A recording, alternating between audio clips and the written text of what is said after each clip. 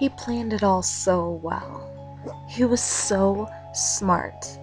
He built a house deep in the woods with no neighbors for miles. How naive, how foolish had I been? He chose me so carefully. Here I was, a young orphan with no family. He knew how desperate I was to be loved. So I believed him when he told me that he loved and needed me and wanted to begin a life together. I was only 19 and was seduced by his strength and handsome face and his promise of love and a home. How shocked I was that first night he hit me. He told me it was because I had forgotten to get the mail from the mailbox at the end of the drive. We had been only together for a few weeks. Next were the nightly beatings and verbal abuse. I can't verbalize his sexual deviance, but what choice did I have? I was in survival mode. I knew I had to get away as soon as possible because I suspected that one night his beatings would just leave me dead. So here I am, 3 years later, with a scarred face, a broken finger that will never set properly, and a spirit so broken I doubt it will never mend. You have to realize that he had me believing that I was unworthy of anyone's friendship or any other man's attention. He beat me and verbally abused me daily.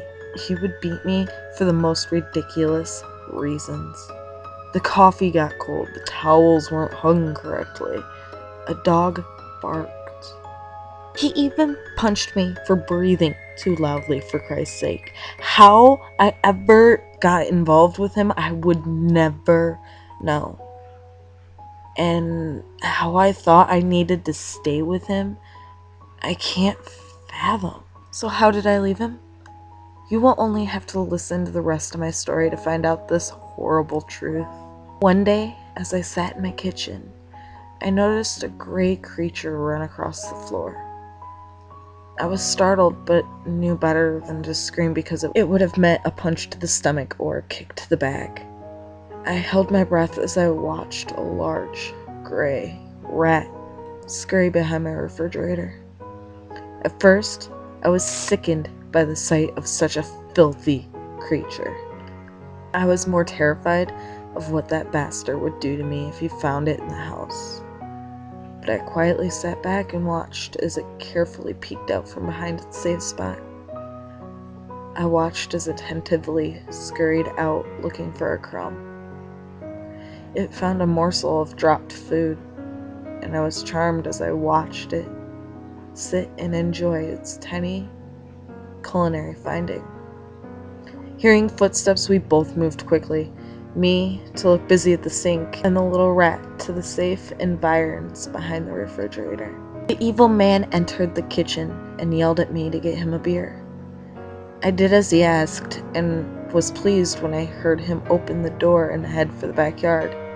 Sitting on a kitchen chair, I waited and watched to see if the rat would make its way back out. But I was disappointed when he did not reappear.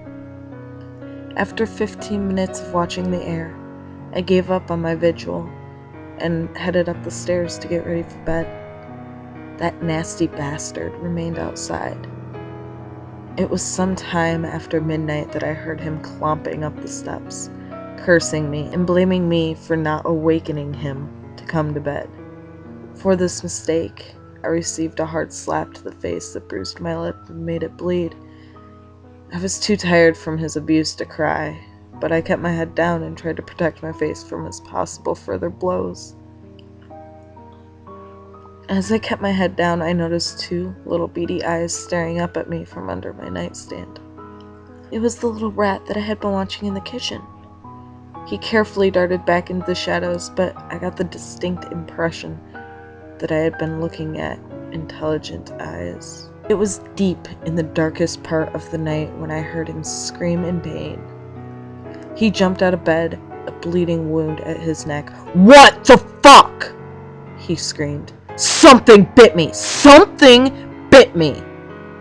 He screamed again. As he ran into the bathroom, I noticed movement on his pillow. The moon shone on the gray rat, quietly sitting on the pillow, licking blood off his little paws. I watched as the rodent fearlessly crawled closer to me and looked intently into my eyes. He scurried away before the bastard returned with a bandage wrapped around his wound. Before he could strike me, I jumped out of bed and out of his way. He kept screaming for me to find what had bit him. I pretended to look around and told him I had found nothing. He decided to sleep in the couch in the living room, but told me that I had to sleep in bed because I deserved to be bitten as well. What a fucking asshole! I was thrilled to have the bed by myself. At least I wouldn't have to worry about being brutally raped again. Once he made his way down the steps, the little rat returned. I happily gave him a piece of a cookie that I had sitting on a plate on the nightstand. The little guy would never know how happy he had made me for biting that son of a bitch. The next 2 mornings after the monster had headed off to work, I noticed not 1 but 2 rats scurrying across the kitchen floor. I placed some bits of bread, cheese, and cereal and a leftover pizza on the floor, and was at first alarmed when I saw 3 more rats join the 2 already in the kitchen. The longer I watched the rats, more entered the kitchen from behind the refrigerator. In all, I counted 31 rats. It's amazing to me that I was not repulsed or frightened by these curious and intelligent little creatures. It was then that an idea had begun forming in the back of my mind. A delightful and horrid idea. I told you that Monster was a sexual deviant, didn't I? I refused to go into details, but I decided that I would play to the sick side of him in order to make my escape. Looking around his shed, I found some stolen nylon straps that would work just fine for my little plan. Knowing that he would be home soon, I bathed, did my hair, made up my face. I hadn't done that for the past couple years, and I dressed in my sexiest outfit. I prayed that he would take the bait. I heard him call to me when he entered the house. I went down the steps and I tried to lure him into the bedroom, being as seductive as possible. It was one of the hardest things I had ever done since he turned my stomach whenever I looked at him. The big dole was fooled by my act and actually salivated as I undressed him. I pushed him onto the bed and giggled as I took the straps and began to tie his arms and feet to the strong oak bedposts. He was such an idiot. He really thought I wanted him sexually.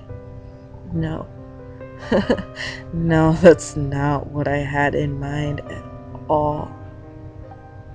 What I had in mind was something he could have never imagined. I told him to sit tight and that I would be right back.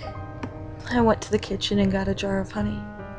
Upon my return to the bedroom, I began to paint his entire body with honey.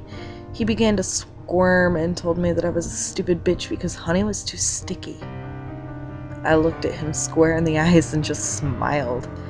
After I finished painting him, I stood back and just stared.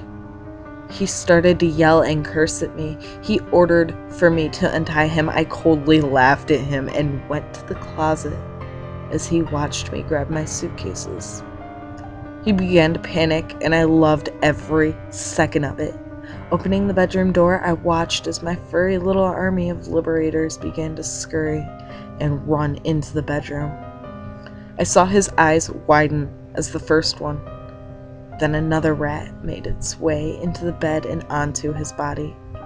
I stopped counting after more than 50 rats made their way onto the bed. He began to buck and scream as they all began to lick. Sharp little claws scratched as his body heaved and rocked. The more he moved, the more excited the rats became until the largest one decided to take a bite and blood began to flow. The blood excited them further, and they all began to rip and tear. He screamed and begged for me to help him until one rat, seeing his soft, fleshy tongue, decided to take another bite. Horrified, but gleefully, I took my suitcase, closed the bedroom door, and headed down the steps to my new life. Behind me, I could hear his gargled screams, combined with the sound of fraternized rodent squeals.